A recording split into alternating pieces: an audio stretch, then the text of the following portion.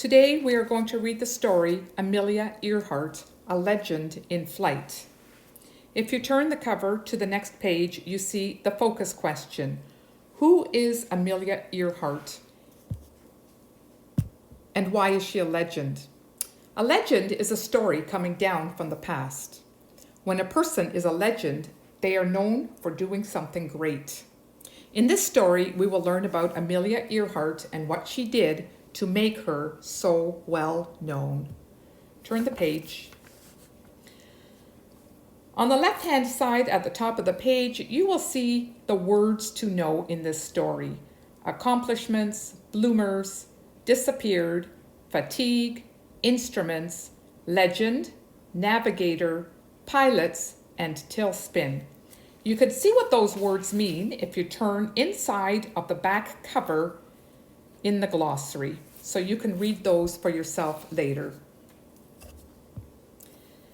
Next, we get the table of contents, and you will see from the table of contents that we start with an introduction on page 4, followed by chapters called Winged Machines, Kansas Youth, Time to Fly, Last Flight, What Happened to Amelia, and the glossary. Turn the page. The introduction. The airplane bounced among the clouds. Giant black storm clouds lay ahead. The year was 1932.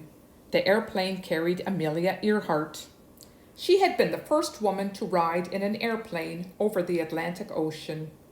Now, if she made it, she would be the first woman to fly an airplane over the Atlantic. And she would be the first person to have crossed the Atlantic in an airplane twice. But first, she had to succeed, and the trip was dangerous. Airplanes in the 1930s were small, and they didn't have the instruments that today's pilots do. A pilot had to go by her sense of sight, keeping tight control of the airplane. The black clouds ahead were too large to fly around, so Amelia pointed the little plane right into them. Ice froze the plane's controls, sending it into a tailspin. Amelia struggled to get control. Finally, the ice melted and Amelia was able to pull the plane out of its spin. Many hours later, Amelia set the plane down in Northern Ireland. She had crossed the Atlantic Ocean in an airplane she flew herself. She had already been famous. Now she would be a legend.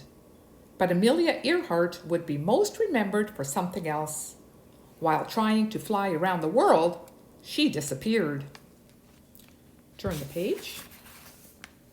Winged Machines. The world's first airplane flight happened in 1903. Two brothers, Wilbur and Orville Wright, successfully flew their winged machine in Northern Carolina. Many people thought the idea of flying was exciting. It was also dangerous. Planes were fragile and slow. They did not fly well in bad weather, and many pilots died in crashes. By 1937, airplanes had improved a lot. Engineers designed better airplanes, but accidents still happened. The next chapter is called Kansas Youth. Anyone who knew Amelia as a child could hardly have been surprised by her later accomplishments. She was born in Kansas in 1897. She spent most of her time with her family and friends.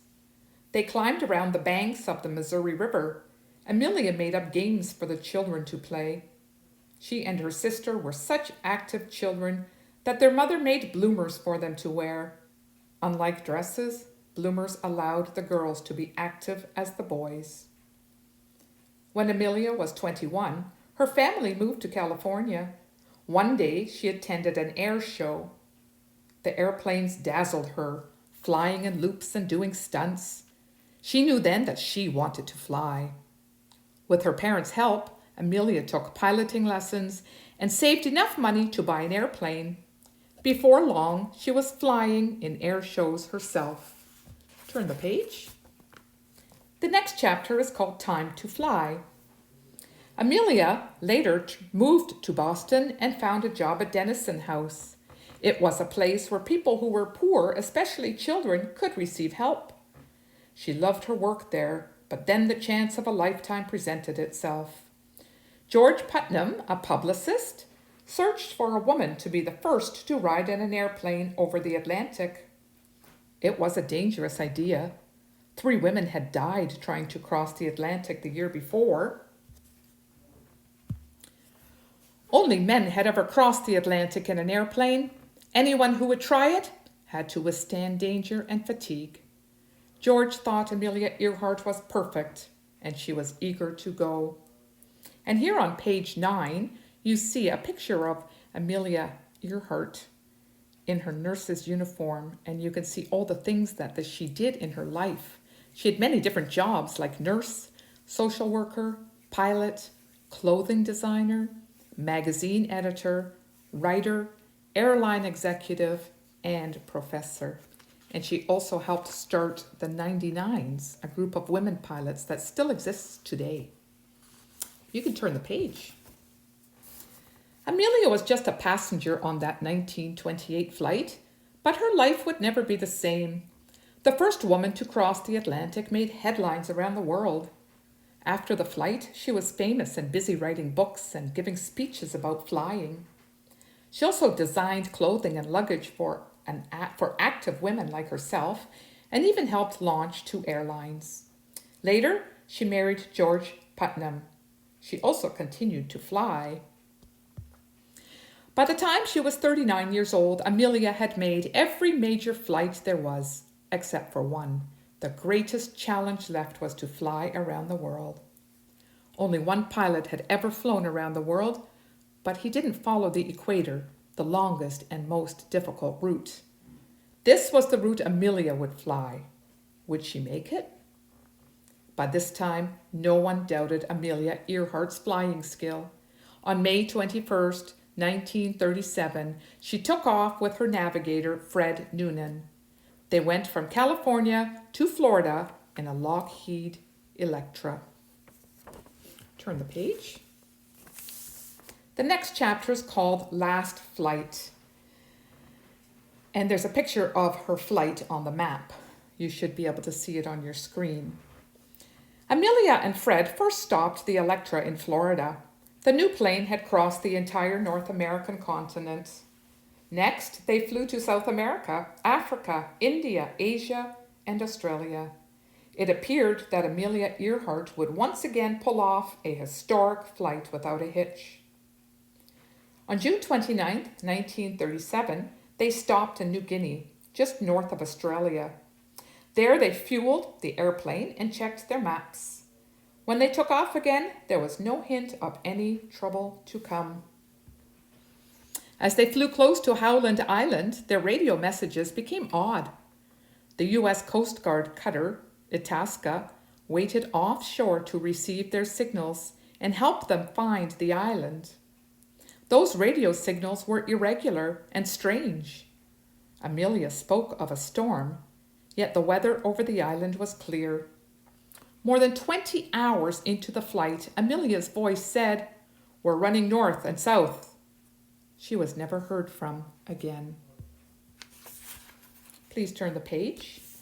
Now we see a chapter called What Happened to Amelia? This question is still a mystery today. The Itasca and the U.S. Navy began searching for Amelia's plane. The search continued for weeks. No sign of the plane, Amelia, or Fred was found. After a year of searching, Amelia's husband believed that she died at sea. But is that the full story?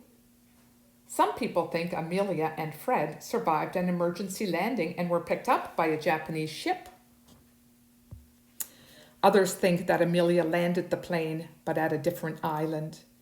There, she and Fred were able to live on native foods, but died of either sickness or old age. Many people believe the easiest answer is that the plane landed in the water. Perhaps Amelia and Fred drowned before they inflated their life raft. Whatever happened, there is no doubt that Amelia Earhart is one of the greatest Americans of the 20th century.